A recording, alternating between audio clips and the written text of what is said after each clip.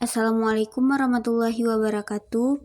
Saya Karato Anissa, NIM 222131107, kelas Hukum Pidana Islam 3C. Di sini saya akan menjelaskan mata kuliah Ushul Fiqih tentang Maqasid Syariah menurut Muhammad Tahir bin Al-Ashir. Pengertian Maqasid Syariah. Secara etimologi, kata maqasid adalah bentuk jamak dari kata maqasyad dan berakar pada kata qasada yaksidu kasam, yakni maksud, berniat, dan menghendaki. Sedangkan syariah berasal dari kata syara'a yasfa'u, syara'an berarti aturan, hukum, dan undang-undang. Secara istilah, maqasid syariah adalah arah atau nilai-nilai yang ingin dicapai dalam penegakan hukum Islam yang keberadaannya dijunjung tinggi oleh syara'. Berikut biografi Muhammad Tahir bin Al-Ashir. Muhammad Tahir bin Al-Ashir lahir pada tahun 87-9 Masehi di kota Lamarsa, Tunisia. Sejak kecil Ibnu Ashir diasuh oleh kakeknya yang merupakan seorang syekh di Ba'atur. Muhammad Tahir Ibnu Ashir merupakan pemimpin para mufti yang sering disebut Syekh Al-Imam.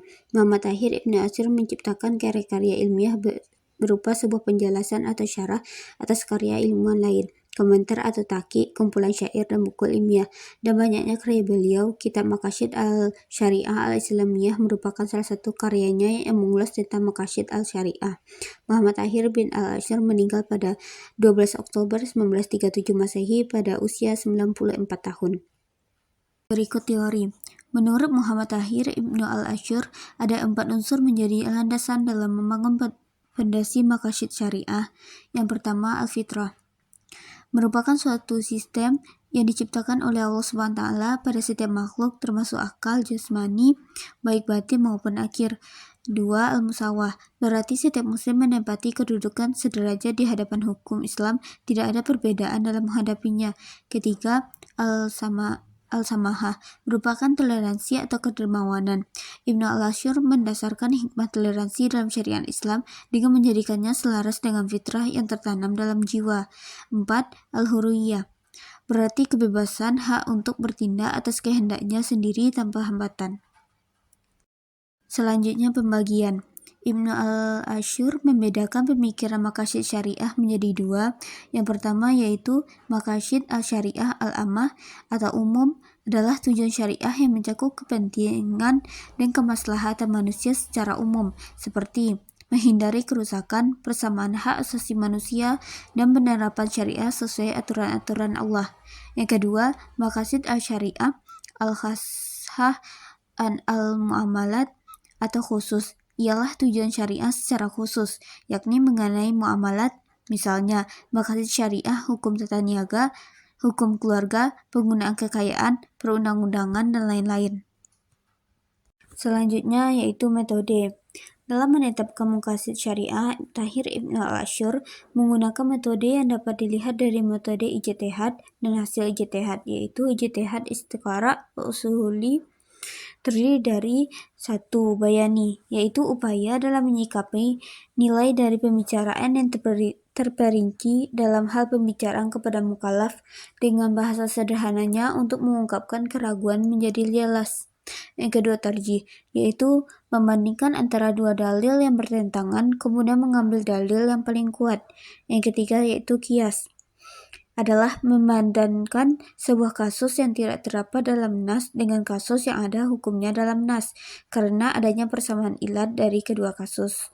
Yang keempat, maqasidi, yaitu untuk menemukan hukum dalam Al-Quran yang masih umum tanpa memiliki penjelasan secara terperinci. Contohnya yaitu mengenai sholat yang tidak ditemukan di dalam Al-Quran, bagaimana gerakan sholat dan sebagainya, maka dibutuhkan penafsiran ulama atau para usul fikih dalam berijtihad. Ketentuan sholat yang ada dalam kitab fikih harus memelihara maqasid syariah. Gerakan sholat yang diteliti dari sunnah Rasulullah, tertulis dalam perjalanan Nabi dan sahabat dalam hadis yang sahih dan sebagainya. Yang kelima yaitu ta'ab budi, yaitu memberikan kepada aturan yang ada dan kembali pada hukum yang berlaku. Selanjutnya, hasil istiqara ushuli adalah metode dalam mengambil kesimpulan umum yang didapat dari fakta khusus. Beberapa maqasid yang dilahirkan dalam metode ini antara lain Yang pertama, khati, dalam menemukan dalil yang tidak membutuhkan penjelasan karena dalil tersebut sudah jelas. Yang kedua, zani, yaitu sebuah dalil Al-Quran yang memiliki makna lebih dari satu. Yang ketiga yaitu ghayah dan wasilah, yakni tujuan akhir dan perantara, media atau jalan menuju tujuan akhir. Kaitan kedua ini dalam penempatan maqasid syariah adalah kebenaran nilai Al-Quran sebagai hukum Tuhan adalah tujuan utama dalam memahami dan kembali kepada ayat Al-Quran sebagai pedoman kehidupan manusia di dunia, dan hal ini termasuk gaya. Sedangkan para ulama usul fikih dalam menafsirkan Al-Quran bertujuan untuk menemukan maqasid syariah, maka mereka sebagai perantara agar makna di dalam Al-Quran dapat dipahami oleh orang banyak. Selanjutnya, teori maqasid syariah dalam mengulas berbagai isu. Yang pertama, maqasid syariah dalam hukum keluarga, yaitu mengenai pengukuhan ikatan pernikahan, ikatan nasab, kekerabatan, dan melepaskan ikatan dalam suatu situasi.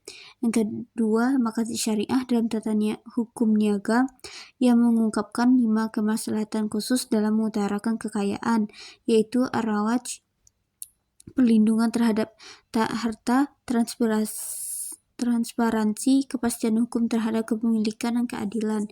Yang ketiga, maqasid syariah dalam muamalat ketenaga kerjaan seperti minimalisir beban pekerjaan, disegerakan melakukan pembayaran, memberikan fleksibilitas, dan menghindari adanya perbudakan.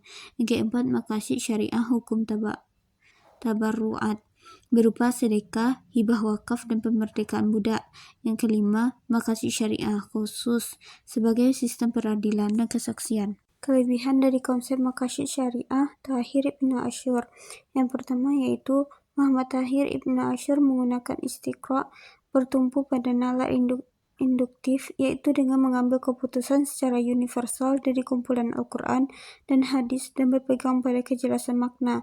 Yang kedua, dilihat dari segi pengembangan jangkauan maqasid syariah, Ibn Ashur berhasil dalam mengembangkan teori maqasid syariah yang sebelumnya hanya qauliyah dan juz'iyah menjadi luas, yakni dengan melebarkan maqasid syariah ke dalam maqasid syariah al-khassah tentang muamalat yang di dalamnya membahas isu maqasid syariah, misalnya keluarga, penggunaan harta, hukum perundang-undangan. Kelemahan konsep maqasid syariah Tahir Ibn Ashur yaitu pemikirannya yang sebagian besar masih serupa dengan Imam Al-Shatibi, seperti metode istiqra dan cara menyampaikan tujuan syar'i dengan memperhatikan bentuk amar nahi yang bersifat permulaan jelas.